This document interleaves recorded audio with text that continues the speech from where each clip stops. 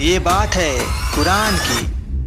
कहाँ है मोहम्मद का वो अल्लाह जिसे किसी ने नहीं देखा, जो हमारे खुदाओं के सामने खड़े होने की जुर्रत कर सके।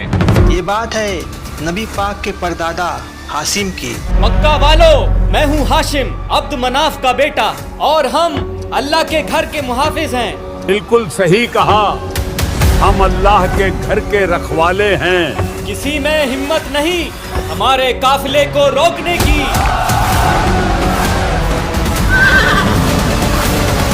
ये बात है सूरह कुरैश की।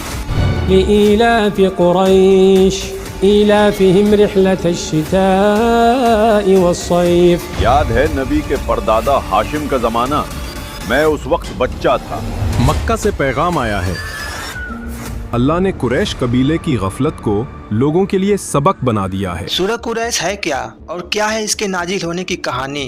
1400 साल पहले नाजिल हुई इस सूरत का आज हमारी जिंदगी में क्या काम है, जानेंगे इस वीडियो में। فليعبدوا رب هذا البيت الذي أطعمهم من جوع وآمنهم من خوف। सूरह कुरैश मक्का में उस वक्त नाजिल हुई जब कुरैश के सरदार अपनी दौलत का घमंड दिखाकर आखिरी नबी मोहम्मद सल्लल्लाहु अलैहि वसल्लम का मुखालफत करते थे। हे बनु हाशिम के लोगों, एक बात मेरी समझ में नहीं आती। कौन सी बात अबू हकम, क्या समझ नहीं आता तुम्हें? मुझे समझ नहीं आता, अगर अल्लाह को पैगंबर चुनना ही था तो कुरैश के किसी अमीर सरदार को चुन लेता।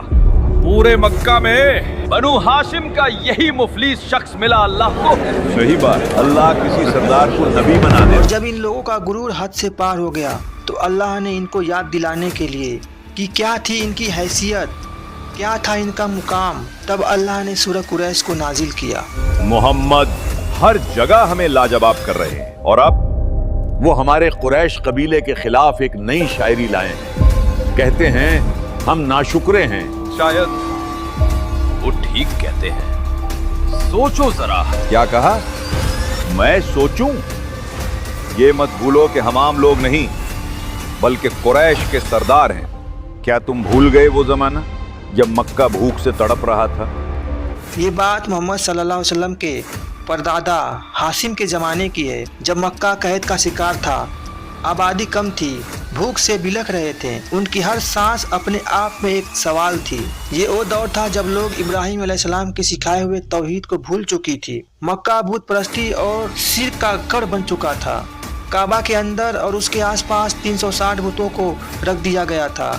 दिन रात लोग इन बुतों की पूजा करते, इनको अल्लाह तक अपनी बात पहुंचाने का वसीला समझते हैं। ऐ हुबल, हमारी दुआओं का वसीला बन। ऐ हुबल, बच्चे भूख से मर रहे हैं, रहम कर, रहम।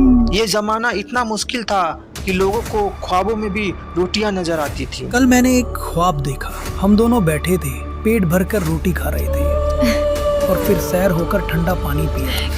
वक्त अपनी रफ्तार से चलता रहा। मक्का वाले देवताओं की पूजा करते रहे। वो अपने देवताओं से दिन रात भीख मांगते, उनकी इबादत करते, मगर उनका कोई देवता काम न आया। हमारी दुआ को अल्लाह तक पहुंचा दे। हुबल की शान सलामत रहे। धीरे धीरे इंसान और जानवर मरने लगे और फिर एक उम्मीद जगने लगी। अरे ये कौन है? अब्दुल हाशिम, काबा के सरदार आ रहे हैं।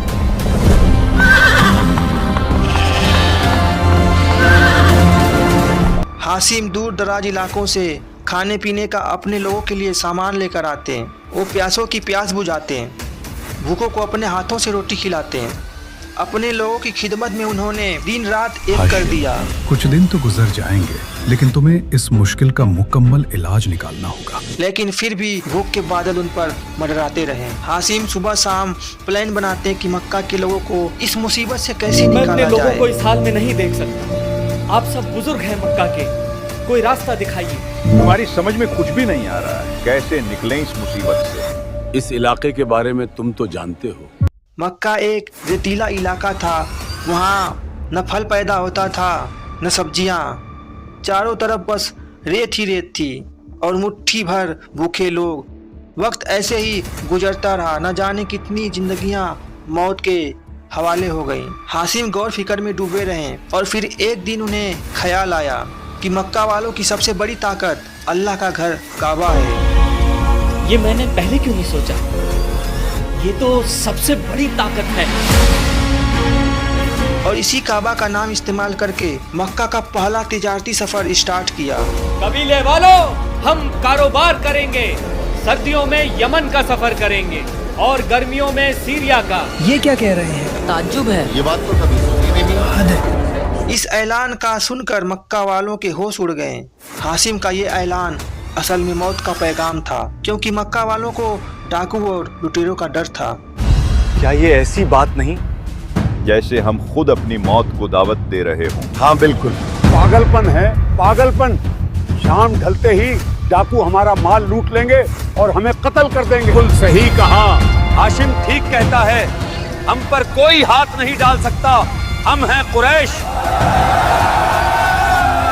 असल में उस जमाने में काबा के अंदर और बाहर 360 बुतों को रख दिया गया था। ये बुत अलग अलग इलाकों के और अलग अलग कबीलों के बुत थे और हर कबीला अपने बुत की पूजा करने साल में एक बार मक्का जरूर आता। बार देखना, लात और उज्जा मेरे तोहफे से खुश हो जाएंगे। खास तोहफा लाया हूँ उनके लिए। हाँ, क्यों नहीं? तो अगर कोई कबीला कुरैश के कफीले पर हमला करता तो इसे इस बात का जरूर डर लगा रहता कि कहीं ऐसा न हो कि कुरैश वाले उनके बुतों को नुकसान पहुंचा दे। किसी ने अगर जरूरत भी की तो निकाल देंगे उस कबीले के बुत को। हाँ बिल्कुल। सफर की तैयारी की गई। वो सर्दियों में यमन और गर्मियों में शाम की तरफ जाते। सफर लंबा है मेरे बेटे। बाबा आप फिक्र ना करें, मैं जल्द लौटूंगा, बस इजाजत दें।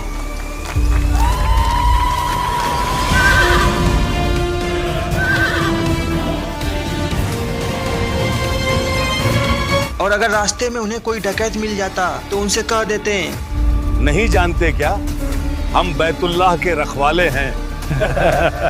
ये बात सुनकर डाकू सहम जाते हैं। मुझसे बहुत बड़ी भूल हो गई, माफ कर दीजिए। कोई बात नहीं, लेकिन आगे से ख्याल रहे। बेखौफ होकर आगे बढ़ो, पूरी रफ्तार से।